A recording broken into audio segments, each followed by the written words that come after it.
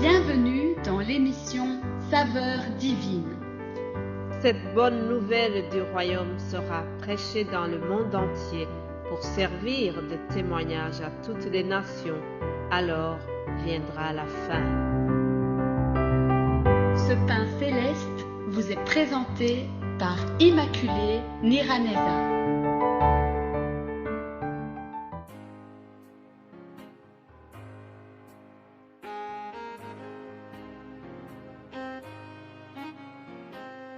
Shalom, shalom, mes bien-aimés de Dieu qui écoutent l'émission Saveurs divines. Que la grâce et le bonheur accompagnent cette journée qui s'ouvre devant nous. J'espère que vous allez bien là où vous êtes. Je bénis le Seigneur qui nous donne le souffle de vie ce matin et je vous propose de continuer notre méditation sur l'amour de Dieu, l'amour de notre Père Céleste. Alors, vous savez que nous avons commencé depuis lundi et on est vendredi. Nous n'allons pas terminer cette notion de l'amour de Dieu parce que c'est une notion très très vaste. La semaine prochaine, nous allons aussi voir l'amour de Dieu en action. Mais aujourd'hui, donc, je termine la semaine en vous disant tout simplement que l'amour de Dieu pardonne tout. Nous allons nous baser sur la parabole du Fils prodigue. C'est une parabole que nous trouvons dans l'Évangile selon Luc chapitre 15, verset 11 jusqu'à 32. C'est un très long texte, mais étant donné que j'ai seulement une dizaine de minutes, alors je vais faire un commentaire sur cela, mais retiens que le titre d'aujourd'hui c'est « L'amour de Dieu pardonne tout ». Je lis le texte au nom de Jésus-Christ. Verset 17, il est écrit « Étant rentré en lui-même, il dit « Combien d'ouvriers chez mon père ont du pain en abondance, et moi ici, je meurs de faim. Je me lèverai, j'irai vers mon père, et je lui dirai « Mon père, j'ai péché contre le ciel et contre toi. Je ne suis plus digne d'être appelé ton fils. Traite-moi comme l'un de tes ouvriers. » Et il se leva et alla vers son père, comme il était encore loin. Son père le vit et fut ému de compassion. Il courut, se jetait à son cou et l'embrassa.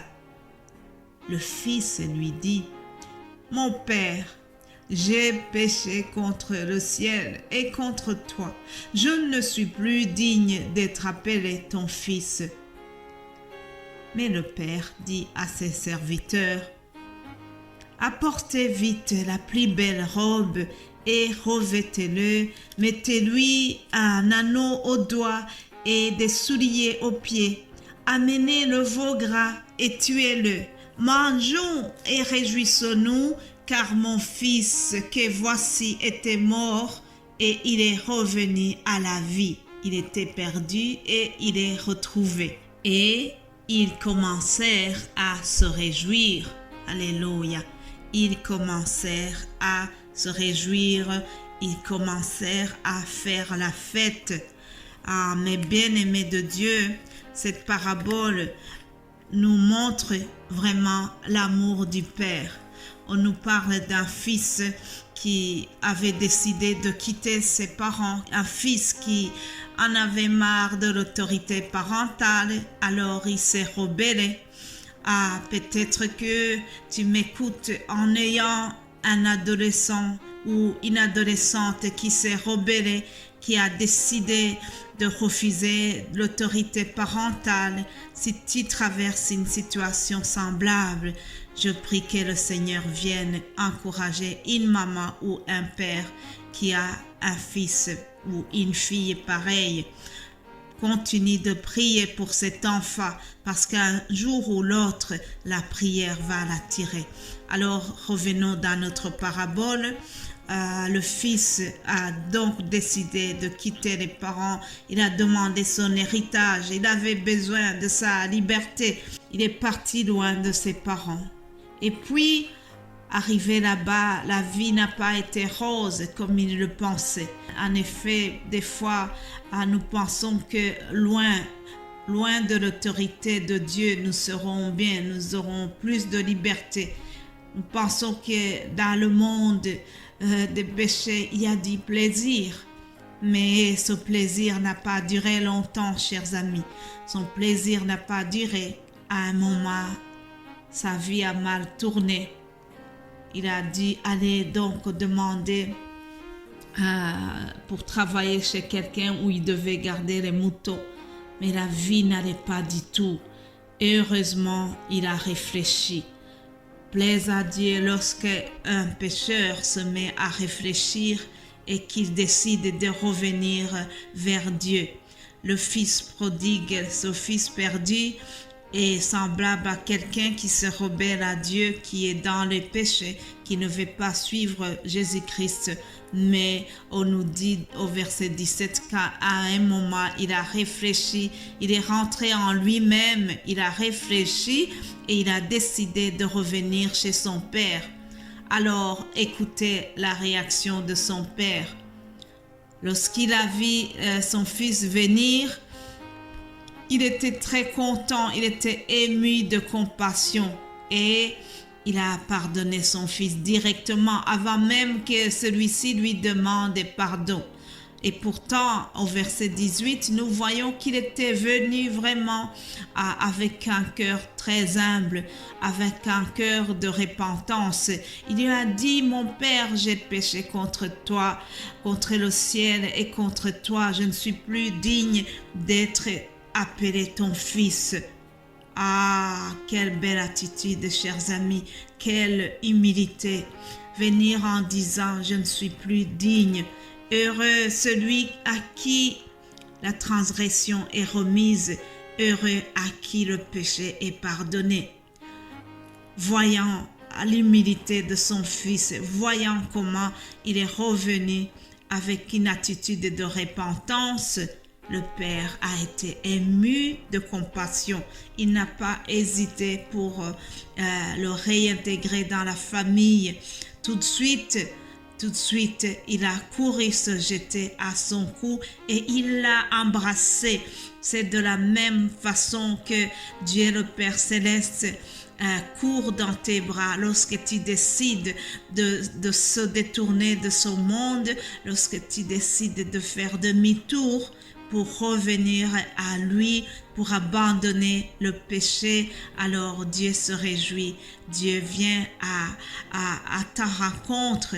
Il vient et il est en train aussi de marcher vers toi qui m'écoute. Peut-être qu'il y a un péché que tu n'arrives pas à abandonner. Il y a quelque chose qui t'a lié et tu te dis, est-ce que je suis encore digne d'être appelé la fille ou le fils de Dieu? Oui, chers amis, Dieu, il t'attend. Dieu nous attend. Dieu est toujours prêt à nous pardonner lorsque nous décidons d'abandonner le mauvais chemin, lorsque nous décidons de revenir à lui.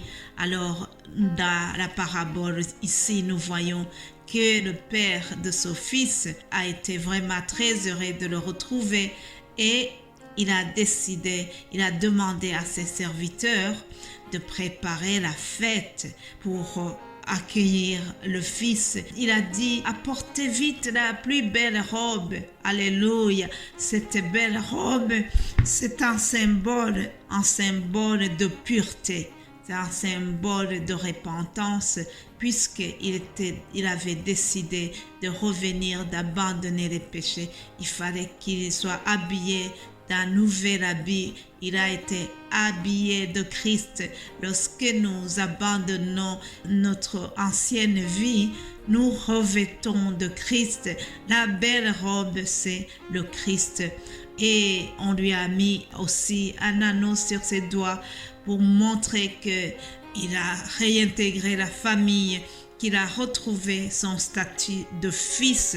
Alléluia. L'attitude de ce Père nous montre, chers amis, que la parole de Dieu est la vérité.